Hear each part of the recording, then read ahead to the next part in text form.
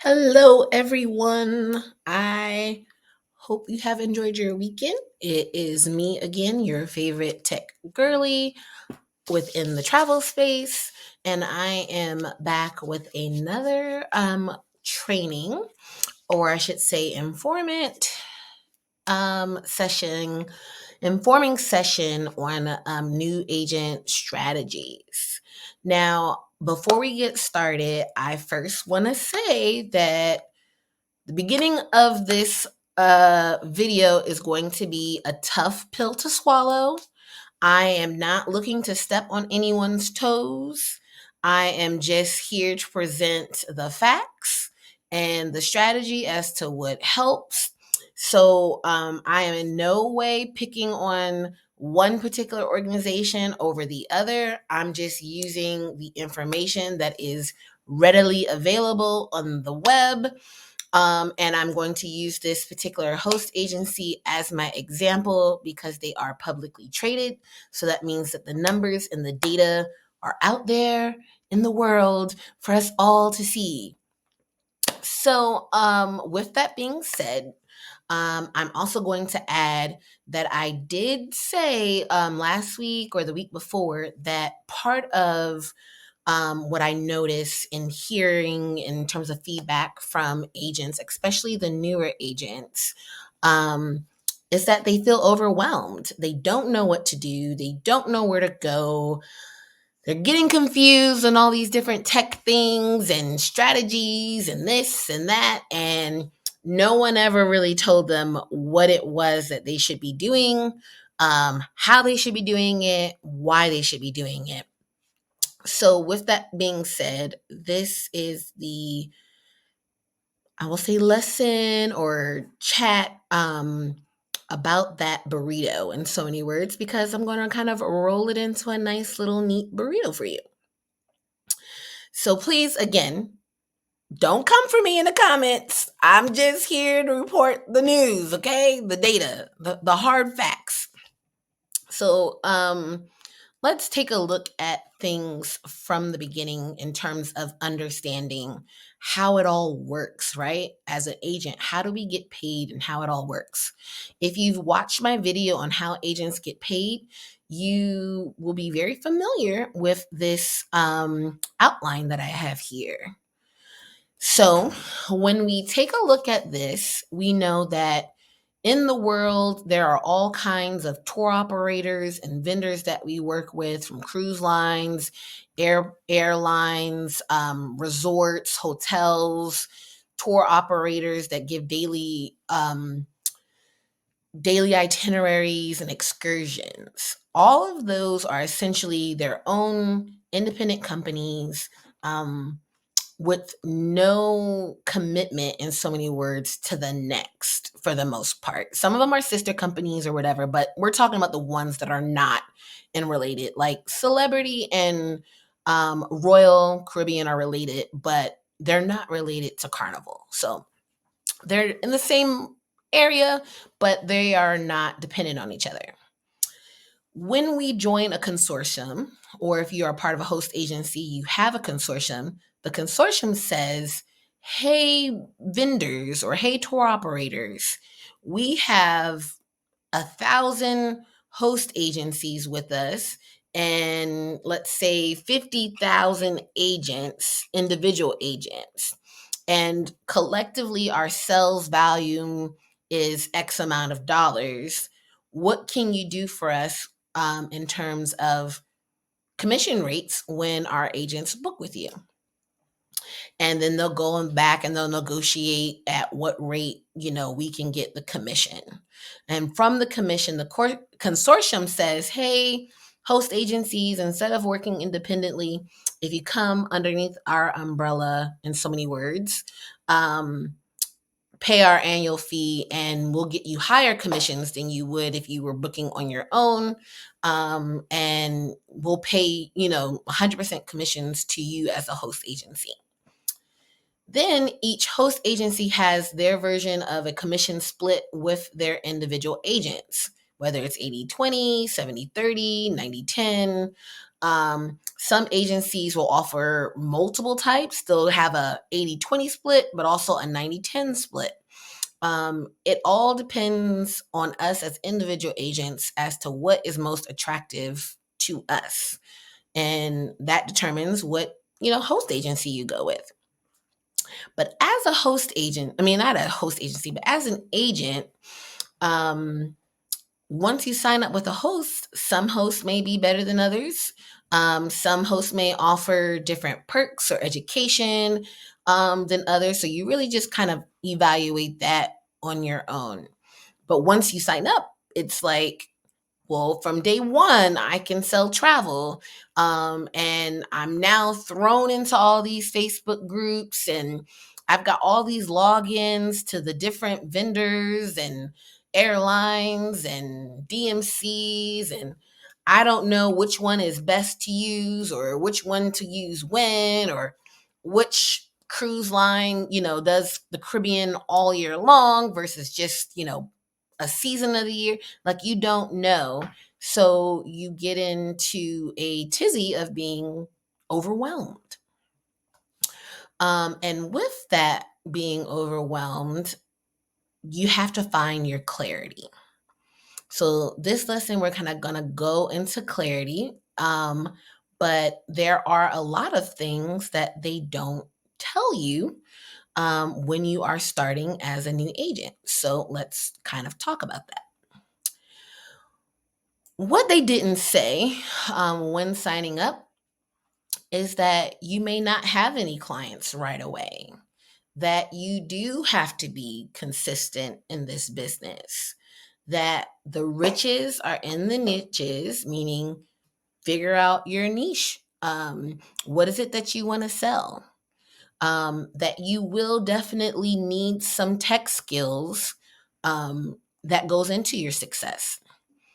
You will have to invest in this business, meaning invest in your success, whatever that may be, to help you get to that level. Nothing in this business is going to be 100% done for you. So that means you've got to put in the work. In addition to being consistent, you also have to be persistent. Consistent versus persistent is very different. You can consistently be lazy at something. You can consistently not put forth your best effort at something. But when you are persistent, that means you are constantly on the stride to being better, to achieving a higher plateau or the next level or understanding or the next level of education. All of those things go with being persistent. We are responsible, for our mistakes. So things like E&O insurance and travel insurance are very important. You need to invest in really understanding what E&O insurance is, how it works, how it benefits you, and why you need your own plan outside of your host agency plan. In travel insurance, you also need to understand what it covers, what it doesn't cover, the fact that there are different types. Not saying that you have to become a insurance saleswoman or man. Just know what it is and get with a good vendor that can give you some guidance or education on that. You will have to show up even when no one else is there. When you get started, all the people that say like, oh yeah, when you start selling, I'm going to buy from you, or whatever the pipe dreams are, may not necessarily be true. And that's okay. But you have to show up even when no one is there watching or no one is there listening, because sometimes you don't know that they're watching or listening. And sometimes they may come late to your party, but they want to scroll through your history to see how long you've actually been doing this. So show up even when no one is there helps you build brand consistency and a history for the know, like, and trust. Just posting on your social media is not a foolproof plan. It does take more work than just a couple of social posts every day or once a week or, every so often. That goes back into being persistent and consistent. And lastly, not lastly, but I'm going to say the last two things go hand in hand. This is not a hobby. So if you're doing this as a hobby or a side gig where you think that you're only going to have to do 4 hours of work a week, this may not be it for you, like at all. It takes real work to be successful in any business. So it's going to take real work to be successful as a travel advisor. If you're taking it seriously, it's going to reflect in the check. And it's going to reflect when you know the guidelines of what you should or shouldn't be doing and protecting yourself from making costly mistakes. And that also comes with being educated as a travel advisor, knowing these different things and seeking out the resources to help you get that knowledge. So I'm sorry to say that, but no, this is not a hobby. If you think that you're going to join a host agency and just, wait for their flyer to come out with their branding and you're going to just slap it on your social media and people are just going to love it and sign up for your amazing offer like today and you're going to have 50 people, no, it doesn't work like that. You got to put the work in. So that's kind of leading into my next stage. Again, I'm just here to report the news, people. So, what does that look like when you make this a hobby? In my example, I'm going to use IntelliTravel, and I did some of the research for you. So, this is just basic research on Google. You can find it yourself. I'm not making this up. It is what it is. Okay. So, I asked Google, how many agents does IntelliTravel have? And according to their last year's statistics, they reported in February of this year that they have more than 80,000 agents, independent travel agents around the world, essentially. It says US, UK, Caribbean, and Mexico. Over 80,000 independent home based advisors. That's a lot of people. Um, I'm not really sure of another agency, like an independent, like one host agency that has that many agents, but I thought that that was a good, strong number. And because they are publicly traded, that means the data that we need to kind of shift through hobby versus real work is going to be good. So this is why I'm using them. But 80,000 people. So according to the income disclosure statement for 2022, this is the income disclosure statement. Um, it says that the estimated average hours per week, meaning at a representative level, was 2 hours a week. 2 hours a week is, what most people who would say, oh, this is just a hobby for me. 2 hours a week. You have 5 hours a week, 7 hours, 15. Okay, so 15 to 30 is when you start getting into that part-time work. 40 hours a week and up is where you kind of get into that full-time position. But as you can see, that 92.37% of their agents are at the representative level. In terms of average income, annual income for agents that stayed, 6 months, that's this low average, to the high average of 12 months within the Planet Net host agency model, on a high end, they have made an income or profit, I should say, of $4,868. On the low end, they have made $41.69 on average. But what I want you to pay attention to is this middle column.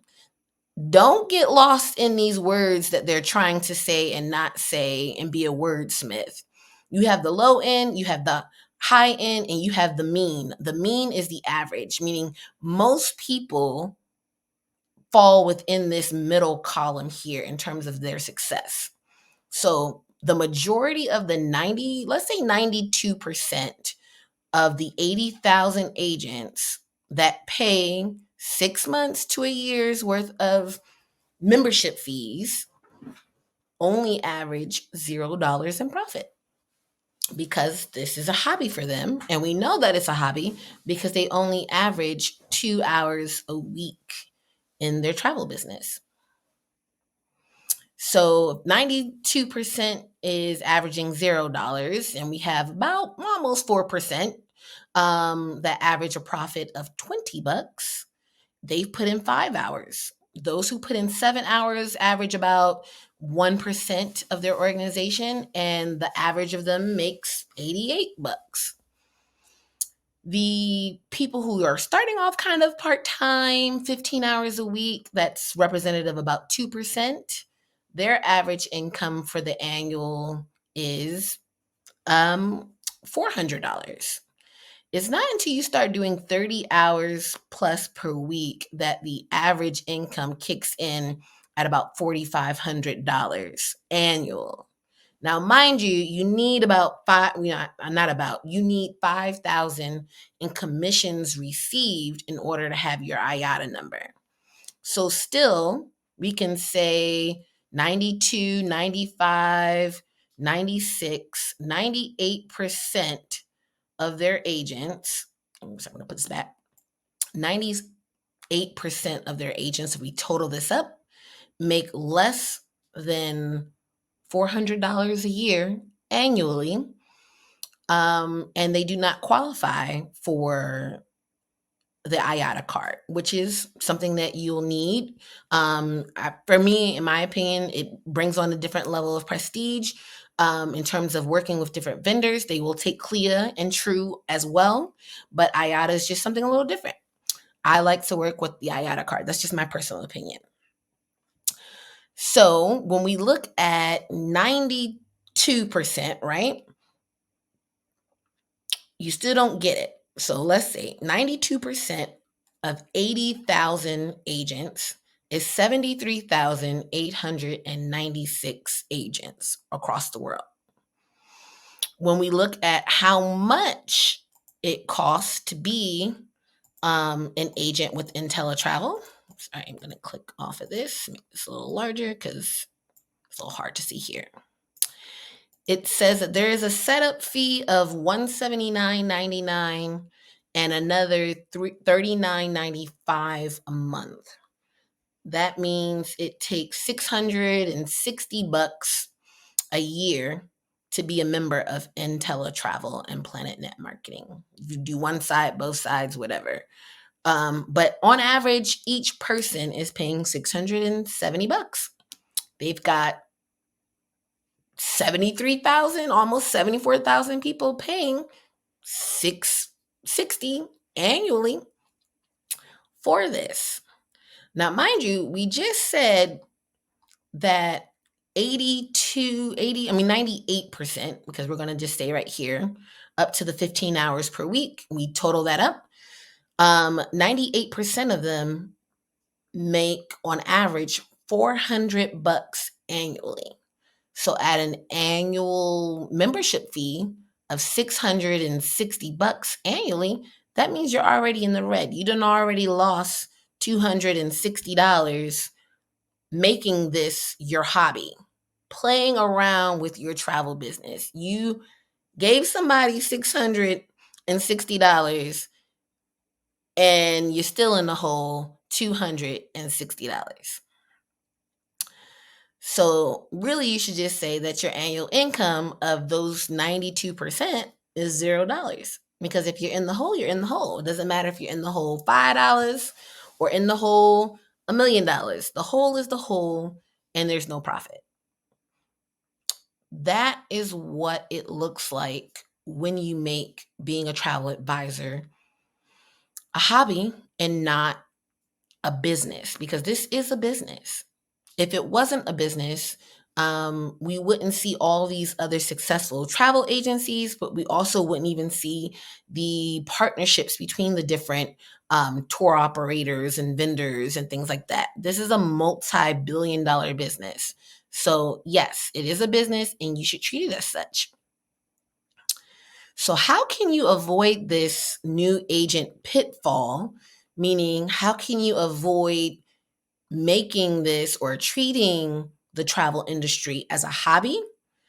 Is that you have to get a strategy. You have to figure out a strategy. Now, a strategy could mean a lot of things to a lot of different people. It can look differently. But today we're going to talk about what I use or what I suggest as a strategy because this is what I like to teach people and help it make sense. But a strategy is basically planning for your success. If you do not plan, that means your plan is to fail. So we want to plan it. So what is your new agent's strategy? Number one, we've got to get you organized and planning. Organization and planning is the first steps. What you need to do is first pick two niches of travel to evaluate early. Maybe you know that you love to cruise and you think you're going to become a master cruise travel agent. Okay, great. There's over 8 different cruise lines out there. You have people who cruise because they just want to do like a family reunion every year. You have people who cruise because they're single and they want to mingle. You have people who cruise because they're retired and they're just looking to travel the world with their loved one, their spouse. You have people who party cruise or they're pineapplers, and this is a way of networking with other people within that particular lifestyle. So find out your niche early and determine the market that you want to do. Once you evaluate, I say two, but maybe you want to evaluate a couple of more. Once you evaluate your niche options, commit to the niche that you select. Commit to it. When I say commit to it, I mean your branding, your messaging, down to your colors, down to your logo. They all need to be in line and in sync with the niche that you are choosing. If you are looking to do destination weddings and your logo is, let's say, of an airplane or a compass, that may not really be in line with those who are specifically looking for eye-catching things about weddings. Maybe wedding bells or wedding bells underneath a palm tree or something like that is probably more in line with that particular niche. The other thing you need to do is select 2 to 4 vendors to master. This kind of goes in hand with reducing the overwhelm. Stop overwhelming yourself by trying to sit in everybody's webinar and take everybody's educational course and go to everybody's lunch and learn. Pick the vendors that you like or you think that you would like and commit to, say, a small webinar or just initial webinar to see like, do I really want to see what they're talking about? Or I've always been curious about them. I want to listen in and see what they're offering or how they work with agents. And then after you kind of do that a few times, when I say a few, maybe you need to check out 8 webinars or what have you. Then select the 2 to 4 that you're going to actually apply and do the vendor training on. There's all kinds of vendors out here that have online courses that are on demand, that you can take and get your certification, like their equivalent to certification too. So do that and make sure that whatever the brands are, that they are in line with your niche and your clientele. I always like to say, in addition to keeping it like 2 to 4 vendors, make sure you find something that's like for your budget, moderate, and luxury, because your clientele may fluctuate through them. Maybe you have a luxury client, but it's a last minute trip and it's multi-generational. While they can afford something that's luxury, their adult children or adult grandchildren may not be able to. So they may need something more moderate or more budget friendly. So make sure that your vendors speak to being able to do all three of those. A good example of that would be, say, well, AMR collection is something else now, but you had Sunscapes, you had Dreams, and then you had Secrets. Those are three different price points there between budget, moderate, and their luxury brand or Zoetry. So keep that in mind when you're organizing and planning your niche, your audience, and your vendors. The next one is it's okay to ask for help. And I suggest that you do this early. Asking for help means evaluate the resources that you have with your host agency. Do they offer any online training? What does that training look like? Have you tried to take any of their online training to see if it speaks to your learning style? Some people can learn easily online. Some people need in person. Some people need live webinars. Some people need a book or, say, a PDF file versus just going through and answering questions. So evaluate the free resources that you have um, inside your host. Then you want to evaluate the resources outside of your host, meaning, are the vendors doing these webinars? Are they doing any in-person lunch and learns? Is there a Facebook group or community for travel agents that got good, tips and tricks for you? Go and see what resources are outside of your host agency. And while you're doing that, I can guarantee it because there's so many of us out here, is that you will find not just one, but you'll find a few coaches slash mentors that you really gravitate towards and that you like their style of training. So solidify yourself with them. What I mean by that is figure out what their course schedule is, or their live trainings are, or free trainings are, so that way you can get acclimated for their learning style and then commit to their coaching program, because their coaching program is supposed to be designed to help you launch a successful business in the travel space. So going to the coaching, using the coaching products slash services is in line with launching slash propelling you to success. That's what the name of the game is. Um, it's okay to need the help. It's okay to need the guidance. I would also want to put in this category with solidifying a coach or mentor is also finding a good accountability partner. Maybe you just have one, maybe you have two. Maybe they're also a new agent, maybe they're more seasoned agent. Whatever that looks like for you, find an accountability partner or partners along this journey as well. 3 is invest in your success early, meaning evaluate the tech tools. Tons and tons and tons of CRMs, social posting tools, itinerary builders, uh, easy book platforms, and co-branded links. Evaluate these tools early to see which one seems like you can get your mind wrapped around it the most. And once you figure that out, follow the blueprint.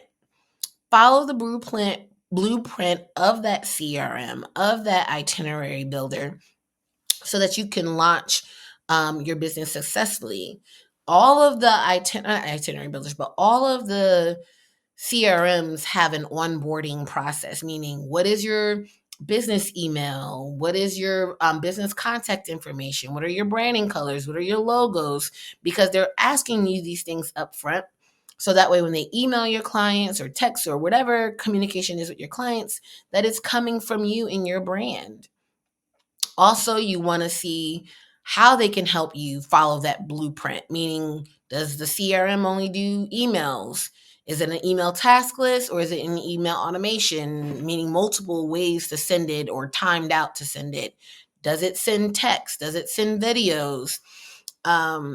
Does the itinerary builder come with any type of guide as to what you should include in your itinerary?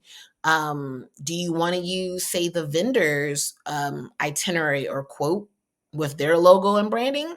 Or do you want to use a tool for your own logo and branding on an itinerary?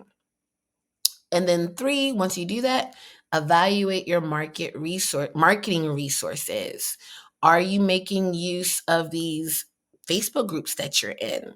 I know quite a few that offer free content that you can use for marketing, or videos to show you how to use the vendor's content, but marketing it in a way that speaks to your audience message, your audience tone, or even adding your branded logo or agency name. So evaluate those marketing resources too, and do them early, because when you start evaluating the market resources, that's also going to go hand in hand with picking the 2 to 4 vendors, because for the most part, every vendor does have a marketing resource guide slash library with content in there that you can use. And finally, um, don't be afraid. Accept it early. It won't always be a sell, meaning everything that you do may not always end in the sell, landing the sell, closing the deal. Um, it happens even to the most seasoned agents. We just can't win them all, and it's okay. It is going to be frustrating. I guarantee it. It's going to be frustrating, but it's not about you falling 100 times. It's about how you get up 100 times. So never be scared to reevaluate your target market and your niche, and do it often, meaning poll your Facebook group, poll your email list, ask questions, ask people when do they take their vacations the most, whether it's in the winter, the summer, spring break. Learn your niche, reevaluate them. Two, I hate to say it, but friends and family may not be your best clients. Sometimes doing business with a stranger will come a lot easier and a lot more fruitful than working with friends and family. And it just happens that way. I don't know what it is with friends and family. People want discounts. They want, the oceanfront room for the garden view price, and they don't want you to charge them a research fee, but they're going to end up going to Expedia and booking it anyways. It happens. We all have these tales that are as old as the end of time. It just happens. So be comfortable. If you're not comfortable, get comfortable with talking to strangers, networking, being a part of your local networks in your home city or the departure city that you would like to sell from. Um, and with that, you have to try. You have to try to get on out there. You might get a little scrapes, might get a little bruises, but guess what? You try again. And when you fall, you get back up and you keep trying, and you keep doing it, and you keep showing up when no one is listening, when no one is watching. You're applying consistency and persistence with your travel business. And it puts you in the mindset of, this is not a hobby for me. This is a career path. This is a true travel business. I'm going to align myself accordingly and make it happen. So, with that, I hope that this talk with you guys has been helpful. I hope that it has been insightful. And if you have any questions, I invite you to reach out to me, whether it's in the chat below or whether it's in by email, DM. I'm happy to help. But just remember that you do need a strategy. I know that this says new agent strategy, but some of us as older agents, or I should say seasoned agents, we need to reevaluate also. So never be afraid to reevaluate. Never be afraid to post consistently, even when no one is watching. And I hope that this has been helpful to you guys. and have a good rest of your day.